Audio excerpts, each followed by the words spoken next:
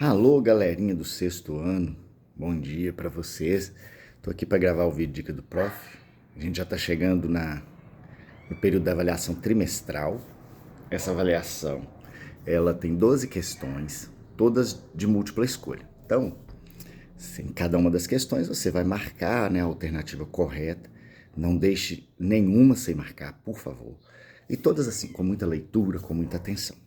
E eu tô aqui para dar a dica. Eu vou contar a prova toda para você, porque aí você já vai estudar, vai acertar tudo, tirar nota boa e tá tudo bem. Então a nossa prova, ela começa com um poema lindíssimo, eu já falei esse poema na sala. Ele é do Paulo Leminski, grande poeta.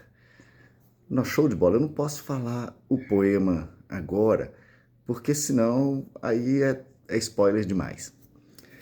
Mas nesse poema eu marquei, eu deixei destacado um verbo e uma locução verbal.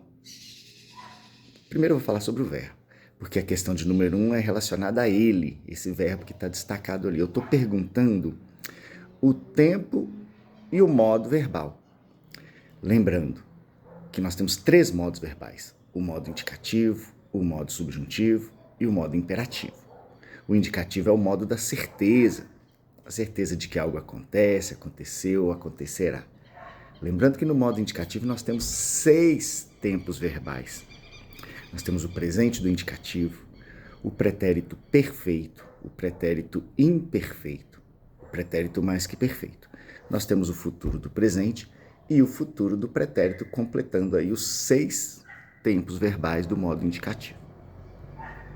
O modo subjuntivo é o modo das hipóteses, das possibilidades. Eu dei uma dica na sala, coloquei no quadro assim, que normalmente antes do verbo no modo subjuntivo aparecem 3 palavrinhas: o se, o que ou o quando. Então tá aí a dica, hein? E o modo imperativo é o modo do mandão, o modo do imperador. Faça, estude, brinque. Então a questão de número 1 está te perguntando aí sobre o tempo e o modo desse verbo que está destacado. O segundo, como eu falei, é uma locução verbal. É quando nós temos 2 verbos representando uma única ação. O que eu estou te pedindo? Altere essa locução verbal para uma forma verbal simples, para um verbo só, sem alterar o sentido do verso. Vou pegar um exemplo aqui, vou imaginar uma situação para exemplificar, para facilitar para você. Digamos que eu dissesse assim: você vai ficar feliz no dia de hoje. Eu criei uma locução verbal, vai ficar. E se eu trocar por ficará, muda o sentido? Você ficará feliz hoje. Então eu troquei uma locução verbal por uma forma verbal simples e é isso que você vai fazer na questão de número 2. Tá tranquilo? Gente, deixa eu ver. Não, quase que eu dei o exemplo idêntico, mas não, né?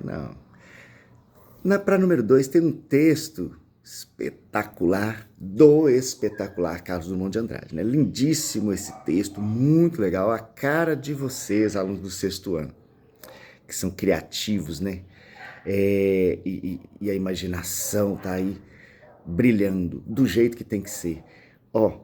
Fala a imaginação, tô aqui com a touca, o Jonas lá do sexto ano que me emprestou. O Samuel fica me zoando aí, Samuel, falando que eu não tenho chapéu. Cara, não tem mesmo não. Aí o Jonas me emprestou. Olha ali, ó, voltando para a prova. Para a questão de número 3, eu estou perguntando algo relacionado ao texto, é uma interpretação direta, então, ó, volte no texto com uma leitura atenta, dedo no texto mesmo. Quantas vezes você precisar ler, leia. O importante é você acertar. A questão de número 4 também é relacionada ao texto, mas nela tem um detalhezinho de um pronome. Eu destaquei um pronome no texto. E esse pronome, como nós estudamos, os pronomes, eles substituem ou acompanham um nome, um termo anteriormente dito no texto. E a pergunta é exatamente essa.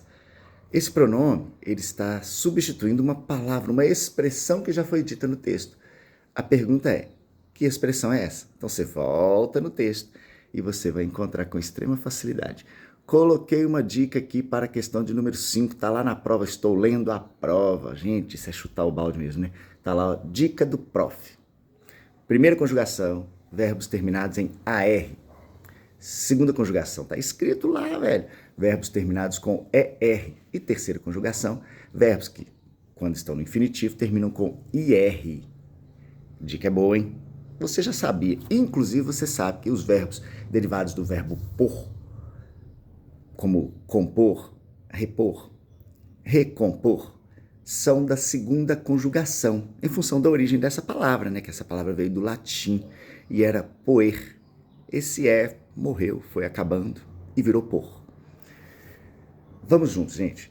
A questão de número 5, ela ainda está relacionada ao texto do Carlos Drummond, esse texto maravilhoso, mas ela faz perguntas sobre alguns verbos que estão lá. Então, é fundamental que você estude sobre os verbos no capítulo do livro. As tarefinhas de casa que vocês fizeram agora são todas relacionadas a isso, porque essa questão vai exigir de você esse conhecimento sobre os verbos. E ainda sobre o texto, a questão de número 6, tem uma frase aqui. Eu extraí 2 frases do texto e estou perguntando quantos verbos tem nesse trecho. Então é aquela atividade que nós fizemos em sala. Você vai lá encontrar os verbos, circula um verbo, circula outro verbo, circula outro verbo. Contou, marcou a resposta certa. Prontinho. Bora para as questões seguintes? As questões de número 6, as questões de número 7, número 8, número 9 e número 10 são relacionadas a esse maravilhoso livro, que é o Fique Onde Está, Então Corra. Essa história espetacular que se passa aí no período entre 1914 e 1917. Por que eu estou falando desses anos? Porque são os anos onde o mundo, né, mergulhou na Primeira Guerra Mundial. E a história se passa na Europa, por isso esses nomes diferentes, né, de personagens, como o protagonista, que é Alf Summerfield, esse menino, uma criança, gente, que teve que viver nesse período, e período de guerra, ele é difícil para todo mundo, mas é lógico que para as crianças é ainda mais difícil.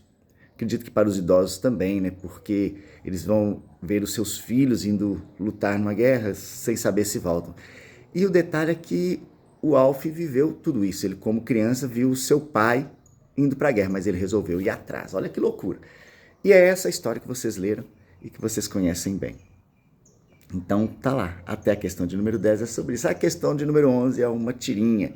E se é tirinha na nossa sala, quem lê sempre é... Deixa eu ver, Sofia, Maria Eduarda, Davi Utz, Luca, Rafa, não sei. Vamos ver no dia da correção da prova. Fato é que essa tirinha, ela é do Charlie Brown. O Charlie Brown que era legal. Só tá aparecendo ali, ó, o Snoopy, o Lino. Tem personagens ali da turma do Charlie Brown, essas tirinhas do Schultz, que escreveu isso, né? E aí, eu tô perguntando sobre um verso, sobre um trecho do primeiro quadrinho. E no primeiro quadrinho tem um verbo. Eu destaquei esse verbo e estou perguntando em que modo ele está. Expliquei sobre os modos nesse vídeo mesmo acima, né? O indicativo, o subjuntivo e o imperativo. Tá ali sobre esse verbo, você vai marcar, vai identificar o modo verbal. E ainda sobre a tirinha, tá perguntando, eu vou ler a pergunta. Parte dela, né? É possível concluir que a situação apresentada pelo personagem da tirinha é... E aí tá perguntando ali. É uma ordem? É uma hipótese? É uma certeza? É uma ação que acontecerá no futuro? Isso você vai descobrir com uma boa leitura da tirinha e uma interpretação. Tá tranquilo, turminha? Olha, eu desejo assim, uma ótima prova para vocês.